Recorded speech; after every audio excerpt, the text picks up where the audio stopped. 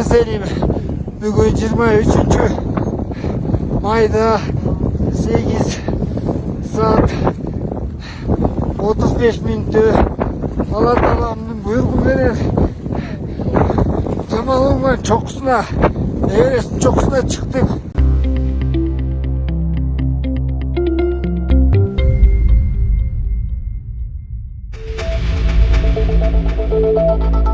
Бүгүн эртең менен Бишкекке келе жаткандагы айланма жолдо Honda Odyssey автоунаасы оодарылып кетип, 23 жаштагы айдоочу каза тапты. Бул тууралуу Өзгөчө кырдаалдар министрликтен билдирди. Бишкек Нарын Торгарт айланма унаа жолунун 49-чакырымында Тагырагы Ысык Ата районунун аймагында саат 6:12 жеңил автоунаанын айдоочусу рулду башкара албай калган. Кесепетинде машина оодарылып кетип, айдоочу көз жумду деп айтылат билдирүүдө. Өзгөчө кырдаалдар министрликтин куткаруучулары маркумдун сөөгүн талкаланган автоунаадан алып чыгып, милиция кызматкерлерине өткөрүп беришти.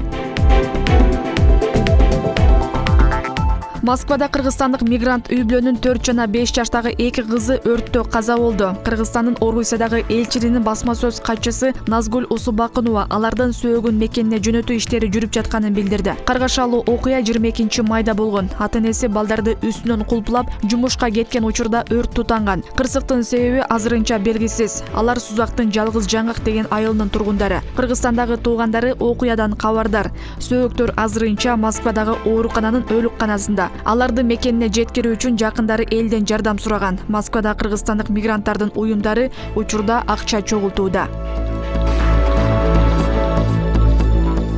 Тышкы иштер министрлиги чет өлкөдө каза болгон кыргызстандык жарандардын сөөгүн мекенине алып келүүгө кеткен чыгымдарды жабуу үчүн маркумдун жакындарына бир жолку төлөм каралганын эске салат. Беле кетсек, ушул жылдын февраль айында өлкө президенти чет өлкөдө каза болгон Кыргыз Республикасынын жарандардын сөөгүн мекенине кайтаруу тартиби жөнүндө жарлыкка кол койгон. Аны ишке ашыруу үчүн өкмөт апрель айында чет өлкөдө каза болгон Кыргыз Республикасынын жарандардын сөөгүн алып келүү менен байланышкан чыгымдарды жабуу боюнча чаралар жөнүндө токтомун кабыл алган. Маркумдун туугандары бул төлөмдү Кыргызстандын аймагында Тышкы иштер министрликтин алдындагы тышкы миграция департаментинен же чет өлкөлөрдөгү дипломатиялык өкүлчүлүктөрдөн ала алат.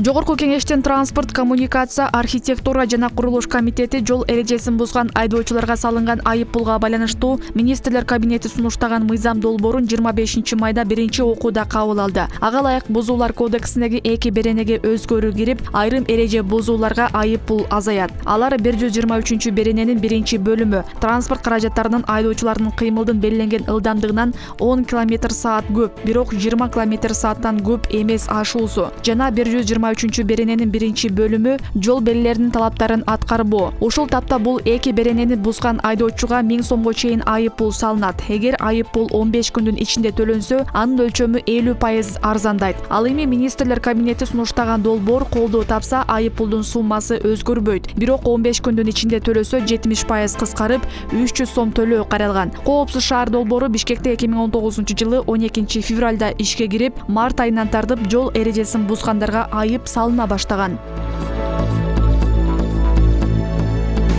Кыргызстанда 80 миңден ашуун адам коронавируска каршы эмделди. Бул тууралуу Республикалык иммунопрофилактикалык борбордун жетекчиси Гүлбара Ишенапысова билдирди. Кытайдын Sinopharm препаратын 25 майга карата 67.400 адам, Орусиянын Sputnik V вакцинасын 14 миңден ашуун адам алды. Бир адам 2 жолу эмделет. Биринчи жана экинчи дозанын ортосунда 21 күндүк тыныгуу болот. Кыргызстанга Sinopharm вакцинасынын 150 миң дозасы келген. Ал 75 миң кишиге жетет. Sputnik V 40 миң доза алынган. Ал 20 миң кишиге сайылат.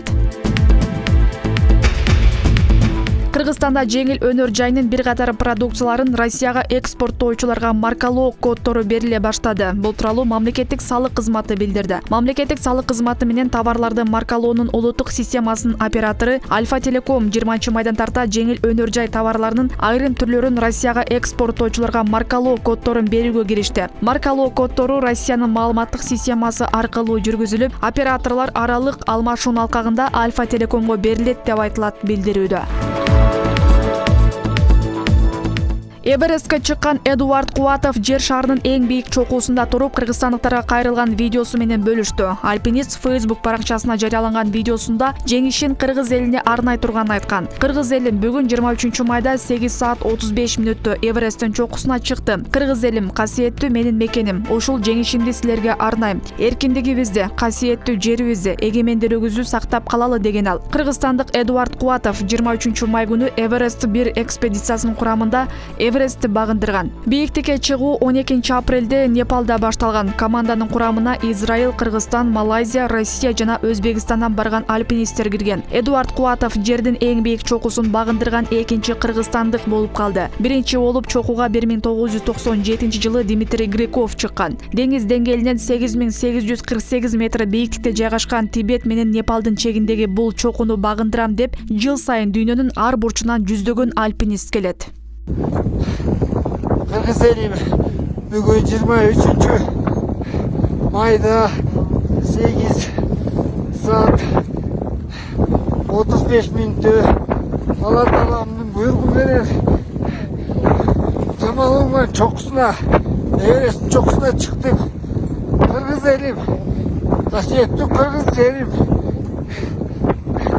сүйүктүү мамлекетим Кыргызстаным. Ушу жеңишимди силерге багыштадым, силерге арнайм. Кыргыз элим, эрдигибизди унутпайлык, намысыбызды унутпайлык, эркиндигибизди, касиеттүү жерибизди сактап калайлык. Эң негизгиси туугандар,